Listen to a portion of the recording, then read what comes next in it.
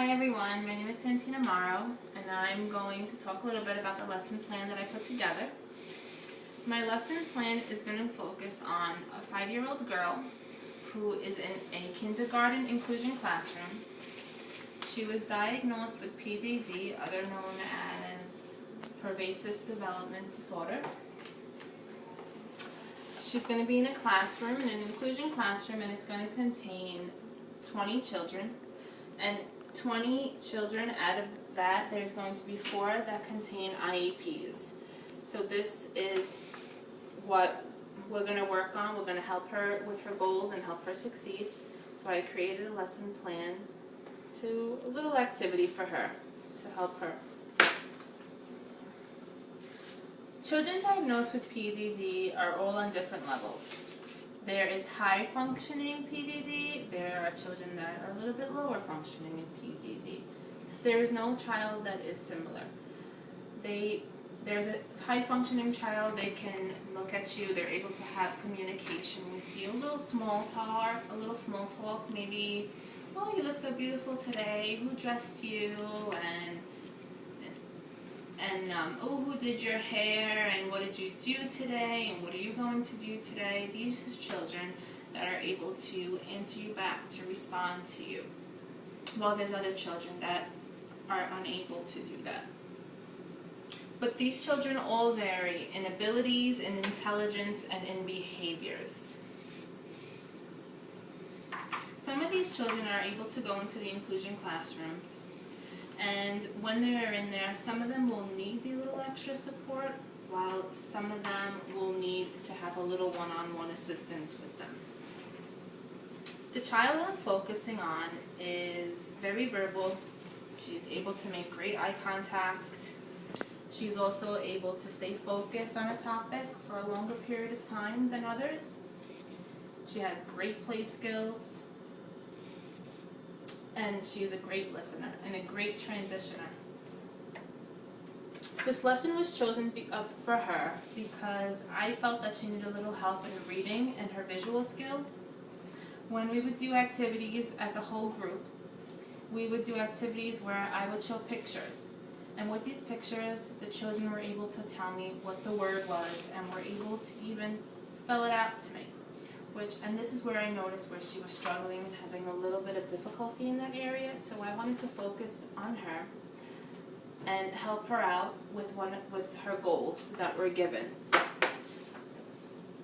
So the goals that were given for the student were: the student will be able to read words independently, the student will be able to make vowel and consonant sounds, and the student will be able to recognize words, letters, and pictures.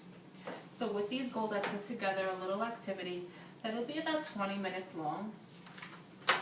For the activity, I figured we would first start with singing the ABCs. So we would start A, B, C, D, E, F, G, H, I, J, K, L, M, N, O, P, Q, R, S, T, U, V, W, X, Y, and Z. Now I know my ABCs. And this I already know she's able to accomplish because I've heard her sing.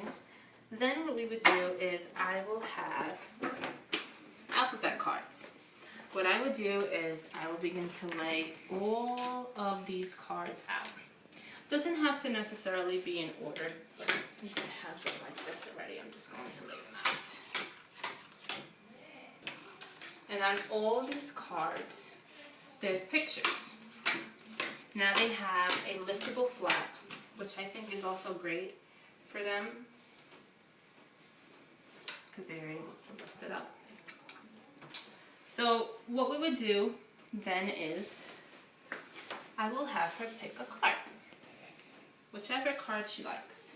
So let's say she would choose this card. We will look at this card together and we will say, I would ask her, what animal is that? She will respond, monkey. She's very good with her animals. She's very good with knowing what the picture is. But when it comes to spelling it or seeing the word, she has a little bit of difficulty, and which shouldn't be at her level that she's at. So here we have monkey. So we'll lift the flap, monkey, and highlighted is the letter the beginning letter, which is M. So we would go through the whole stack of cards and repeat the same thing. Then what we would do is, I will have a book. We will look at this book. It's called Alphabet Foil Fun, which is fun for the kids because they are able to touch it and have the tactile, which is good for the sensory. So A is for apple. And we would look on the inside, and it also gives the first letter, and it also gives words with images, which was good for her to help her represent what the letter stands for by her seeing the image. So you have B is for boat, or B is for bee. Carrots for carrots, and cherries with cherries. And the whole book has a whole list of letters and pictures to go along with it, just to help the child recognize and identify all of that. So we would go through the whole book here. As you can see, rabbit, we have a queen, we have a parrot, and it's fun for them to look at because, you know, you have glitter here, and they're able to feel on certain things, which is good with their sensory if they have problems. So we would go through the whole book. We would do this activity with the cards. And throughout the activity, I will see how she's doing, how she's responding to it, if she's getting it easier and easier.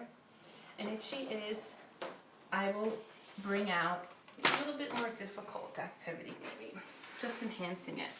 Maybe having her, what I have here is a magnetic board with magnetic letters. So what I can do, take out the letters, and we can just have some fun with spelling. Maybe certain letters, we'll start off small. U-P. Up. Certain little letters like that.